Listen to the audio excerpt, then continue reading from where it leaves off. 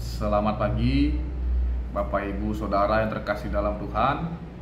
Berjumpa lagi kita dalam program Sarapan Rohani GNH pada pagi hari yang cerah tanggal 19 Juni 2023. Kita tentu selalu merindukan kebenaran firman Tuhan sebagai dasar kita untuk mengawali hari yang baik ini. Mari kita satu dalam doa. Dan intinya kami bersyukur dan bersukacita atas penyertaan tangan-Mu yang tidak pernah dihentinya dalam kehidupan kami, hingga pagi hari ini kami bisa bangun dengan keadaan selamat, dengan sehat dan siap mengawali hari ini dengan semangat. Tapi ya Tuhan, biarlah firman Tuhan yang menjadi dasar kami untuk beraktivitas, berinteraksi dan melakukan segala sesuatu pada hari ini ya Tuhan.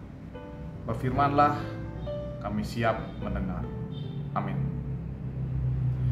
Firman Tuhan pada pagi hari ini terambil dari dua ayat, yaitu Yeremia 17 ayat 13 dan Wahyu 21 ayat 6. Yeremia 17 ayat 13, firman Tuhan berbunyi, "Ya pengharapan Israel, Tuhan, semua orang yang meninggalkan Engkau akan menjadi malu.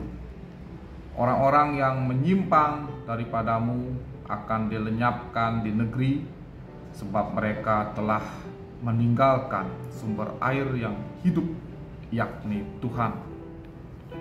Selanjutnya Wahyu 21 ayat 6, firman Tuhan berkata, "Firman-Nya lagi kepadaku, semuanya telah terjadi. Aku adalah Alfa dan Omega, yang awal dan yang akhir. Orang yang haus akan kuberi minum dengan cuma-cuma dari mata air kehidupan." Demikian kebenaran firman Tuhan bagi kita. Berbahagialah kita yang membaca, merenungkan, dan hendak melakukan firman-Nya pada hari ini. Berdasarkan kebenaran dua firman Tuhan tersebut, saya memberikan judul pada renungan kita bersama, yaitu malu sama Tuhan.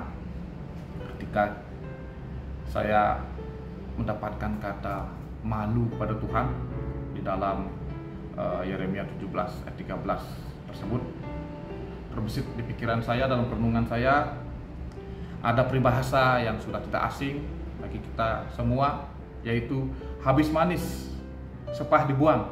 Siapa yang tidak pernah mendengar? Tentu kita semua pernah mendengarkannya. Siapa yang tidak tahu artinya? Kita semua tahu artinya tentu. Dan mungkin saja di antara kita pernah diperlakukan seperti itu oleh orang lain, habis manis sepah dibuang. Atau semoga saja tidak ada di antara kita yang memperlakukan orang lain selayaknya sehabis manis sepah dibuang. Tentu kita akan sangat malu ketika kita berbuat demikian kepada orang lain, dan kita akan sangat marah ketika kita diperlakukan bagaikan habis manis sepah dibuang oleh orang lain. Lantas bagaimana dengan Tuhan ketika kita memperlakukan Tuhan seperti itu? Mari kita lihat dalam firman Tuhan yang sudah kita baca bersama-sama tadi. Dalam Yeremia 17 ayat 13, ada Nabi Yeremia yang mengingatkan bangsa Tuhan pada waktu itu bahwa mereka akan malu ketika mereka meninggalkan Tuhan, dan mereka akan celaka lah begitu. Kata malu di sini dikatakan karena sesungguhnya bangsa tersebut adalah bangsa yang tidak tahu malu. Kalau kita sering membaca dan merenungkannya sejak awal, bagaimana Tuhan dengan kasih-Nya membebaskan mereka dari penjajahan di Mesir, mereka dibawa keluar. Ketika mereka dalam kesesakan, Tuhan selalu menolong, memberi makan, mencukupi mereka, menuntun mereka. Apapun yang mereka minta, Tuhan selalu berikan. Ketika mereka bergumul dan meminta segala sesuatu, mereka pasti dekat kepada Tuhan dan berseru, "Ya Tuhan, ya Tuhan." Tapi ketika mereka sudah mendapatkan, mereka sudah merdeka, sudah memiliki tanah sendiri yang makmur, mereka mulai lupa diri. Mereka mulai tergoda oleh lingkungannya, oleh bangsa-bangsa di sekitarnya, sehingga mereka meninggalkan Tuhan, bahkan mendirikan patung-patung berhala dan menduakan Tuhan, gitu, Bapak Ibu Saudara. Tentu ketika ada masalah, ketika mereka terhimpit, diserang bangsa lain, lagi mereka kembali kepada Tuhan. Begitu seterusnya, ketika mereka diberi kelegaan, mereka pergi dari hadapan Tuhan. Begitulah bangsa yang tidak tahu malu tersebut. Padahal dalam Wahyu 21 ayat 6 jelas dikatakan, Tuhan berkata bahwa aku adalah Alfa dan Omega, yang datang kepadaku akan diberikan minum air kehidupan. Itu adalah sangat menjelaskan bahwa Tuhan adalah sumber kehidupan. Lalu mengapa bangsa Tuhan tersebut, Israel tersebut, bolak-balik gitu, meninggalkan Tuhan lagi, datang lagi? Karena sungguhnya mereka tidak tahu malu. Kenapa mereka tidak tahu malu? Ada dua hal ketika bisa kita renungkan bersama-sama. Yang pertama, mereka kurang beriman, kurang sabar dalam pergumulan, kurang berpengharapan kepada Tuhan. Maka mereka mulai menyalahkan Tuhan dan mencoba alternatif-alternatif, mengandalkan diri sendiri, bahkan mengandalkan ilah-ilah lain. Dan ketika mereka sudah mendapatkan apa yang mereka inginkan dari Tuhan, mereka lupa diri. Lupa diri itu adalah definisi dari tidak bersyukur. Mereka terlena, mereka tidak ingat lagi bahwa segala sesuatu yang mereka miliki itu adalah dari Tuhan. Maka mereka tersesat dalam pergaulan duniawi yang di luar kehendak Tuhan. Begitu seterusnya, hingga akhirnya bangsa tersebut akhirnya benar-benar dipermalukan oleh Tuhan. Mereka kalah, mereka diasingkan ke Babel, dan mereka menjadi bangsa jajahan, bahkan di tanahnya sendiri, Bapak Ibu Saudara. Demikian yang terjadi dalam cerita firman Tuhan kita pada pagi hari ini. Lantas dari kebenaran firman ini, perenungan apa yang bisa kita ambil? Kita ini harus juga bertanya ya pada masa kini, pada diri kita sendiri. Bagaimana sih relasi kita dengan Tuhan? Apakah kita sesungguhnya mengandalkan Tuhan dalam segala sesuatu?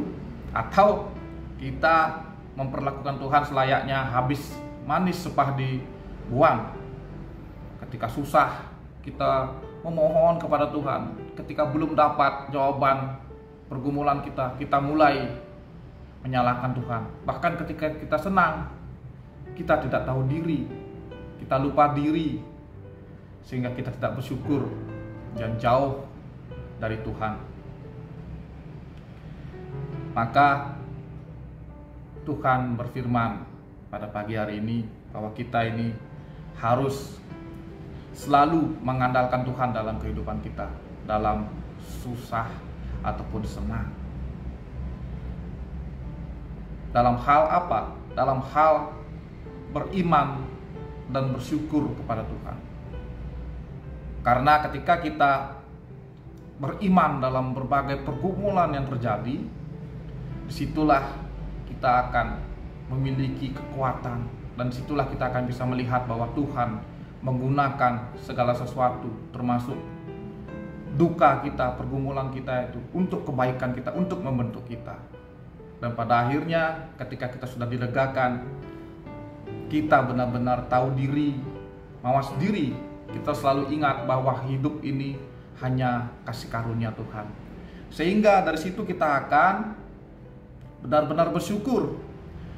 Bersyukur atas keluarga yang kita miliki, bersyukur atas pekerjaan, pendidikan yang kita miliki, relasi yang kita miliki, persekutuan yang kita miliki. Dan ketika kita sudah bisa bersyukur kepada Tuhan, kita sudah memiliki pengharapan dalam berbagai pergumulan, maka kita akan terhindar dari rasa malu kepada Tuhan ketika kita bersungut-sungut dan menyalahkan Tuhan. Karena ketika sudah ada iman dan rasa syukur, maka jauhlah dari kita hal bersungut-sungut dan juga mengeluh tersebut. Hidup ini emang berat, tapi seperti nyanyian yang sering kita nyanyikan bersama-sama, suka duka dipakainya untuk kebaikan kita. Disitulah kita bisa memaknai iman dan rasa syukur kita kepada Tuhan. Mari kita terus memiliki iman, pengharapan, dan juga rasa syukur kepada Tuhan dalam suka dan duka. Maka kita akan terhindar dari rasa malu, dan pada akhirnya kita akan diselamatkan dan tidak akan dipermalukan oleh Tuhan. Karena ketika kita dipermalukan oleh Tuhan, bukan hanya malu yang kita dapatkan, tetapi juga kebinasaan dan juga kematian, maut yang kita dapatkan.